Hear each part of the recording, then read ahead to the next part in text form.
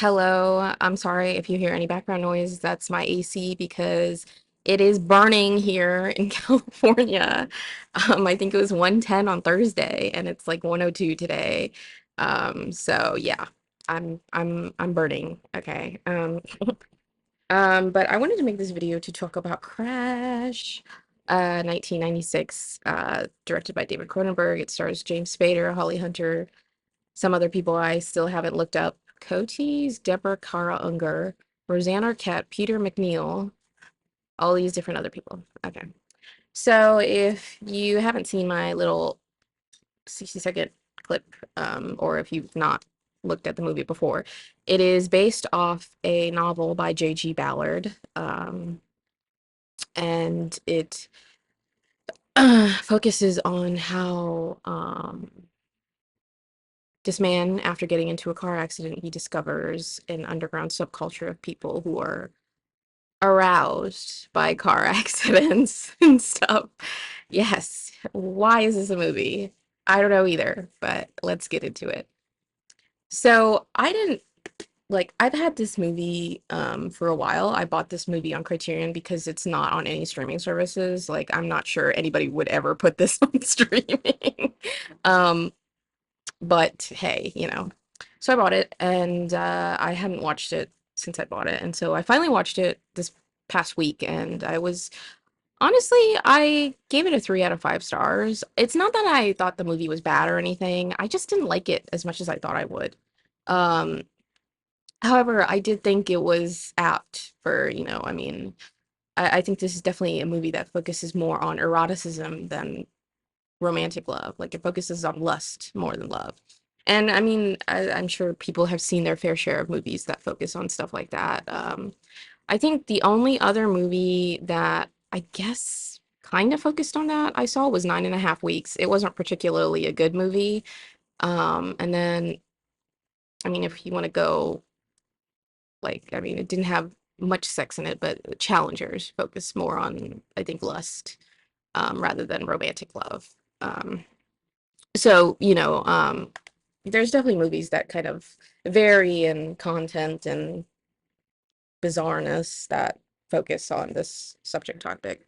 I think it's interesting, because like a lot of people always, I've seen more and more people say, oh, this sex scenes aren't necessary, like they aren't, and I do agree to an extent. I think it's very culpable to portray romance without scenes like that, and I think it's very culpable to portray romance with scenes like that. Um, for me, I'm kind of like middle line. Like I get it, but I don't think it's that big of a deal. Of course, it's a big deal if actors aren't treated, appropriately, because that was the case in Blue is the Warmest Color, which is a French film starring Léa Seydoux and Adele. I can't pronounce her name. I'm not going to pronounce her last name. I originally liked the film a lot, because I thought their relationship was so real. Like, it just felt so unfiltered and real. But yeah, the scenes in that movie were a little bit excessive. Like, and when I found out the director abused the actors, it was just, yeah, I was just like, I can't watch this movie.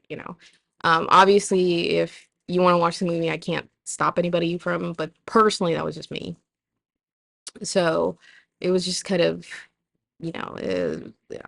And also, what was irritating about is that in the interviews that they had, after the movie, or at least I guess like trying to promote the movie, obviously it just focused on the scenes and the sexual scenes and, how they, not really about the characters or anything of substance.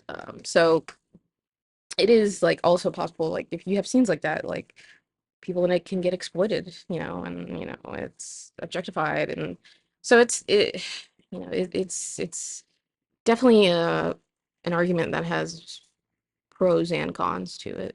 So for me, yeah, I can't really explain why I didn't like the movie as much. I think it's maybe mainly due to my lack of understanding, really. I feel like obviously there are not many difficult topics in this film. Like, you can understand what's going on.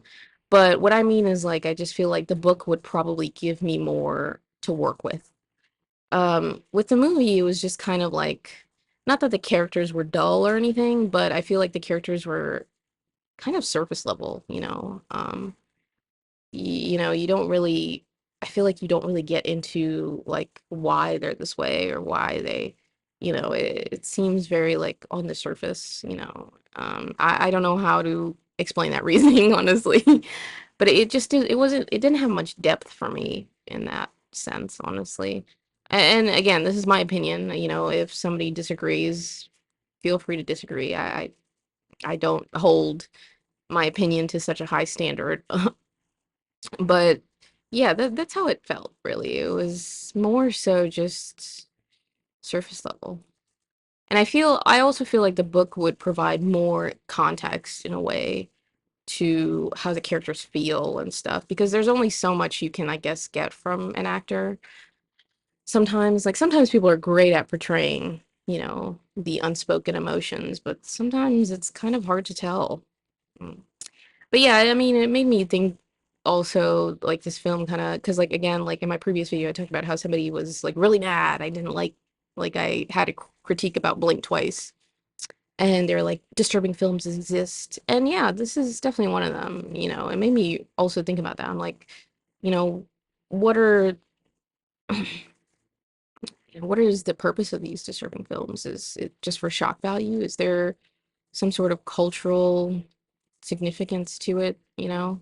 I've never really looked into it. I haven't seen many disturbing films, honestly. Other than this one, I've probably seen, I think the most disturbing film, well, I wouldn't say the most, but it was, the subject matter is disturbing, was The Night Porter, which when I first heard of it, I was just like, why would anybody make a movie about this? Like, why would anybody make a movie about this? This is very, very insensitive. But of course, you know, I mean, my opinion is null and void. The movie's already made. But it also surprised me because the movie was made in the 70s and it was only 30 years after what had, like, I'm not going to go into it, but what had happened.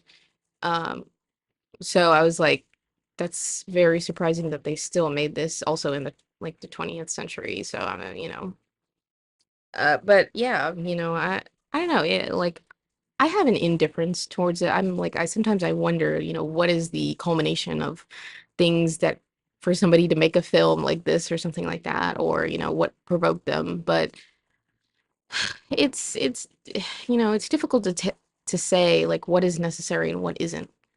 I mean, sometimes I guess like you can, you know, maybe it is interesting to push the boundaries of what is acceptable and what isn't. Sometimes you're like, okay, this is a little bit much.